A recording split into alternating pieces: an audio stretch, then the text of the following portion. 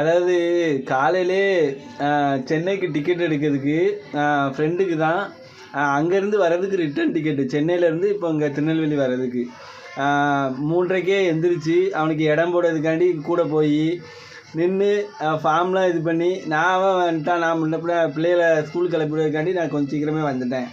ஒரு 5 மணிக்கெலாம் கிளம்பி 6 மணிக்கெலாம் வந்துட்டேன். அப்புறம் திரும்பவும் இப்போ போய் ஃபார்ம் ஃபில்லப் பண்ணி இப்போ டிக்கெட் எடுக்கிறதுக்கு இப்போ 2வது திரும்ப இப்போ 11 மணிக்கு போகிறோம். சரியா? இப்போ காலையில் 11 மணிக்கு டிக்கெட்டு இனிமேல் தான் கொடுப்பாங்க கவுண்டரில். இங்கே பாருங்கள், ஒரு வழியாக டிக்கெட்டு கிடச்சிட்டு கன்ஃபார்ம் டிக்கெட்டு தானே. ஒரு வழியாக டிக்கெட் எடுத்து முடிச்சாச்சு. சரியா? எத்தனை டிக்கெட்டு? 4 டிக்கெட்டா? 4 டிக்கெட். அதாவது சென்னை ஊருக்கு டிக்கெட் எடுக்கிறதுக்கு அப்பா பெரிய பாடாக இருக்குது. அவ்வளோ பெரிய ஊர். ஒரு நாள் சென்னை ஊரை கண்டிப்பாக சுற்றி பார்த்தே ஆகணும். கூட்டு போய் எப்படி? கண்டிப்பாக கூட்டு போகிறவா?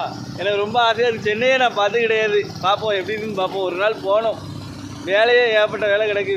சென்னைக்கு வேலை கிடச்சிதுன்னா கண்டிப்பாக சென்னை ஊரில் வந்து ஒரு கலக்கணும்.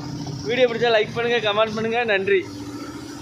மறக்காமல் சப்ஸ்கிரைப் பண்ணுங்கள்.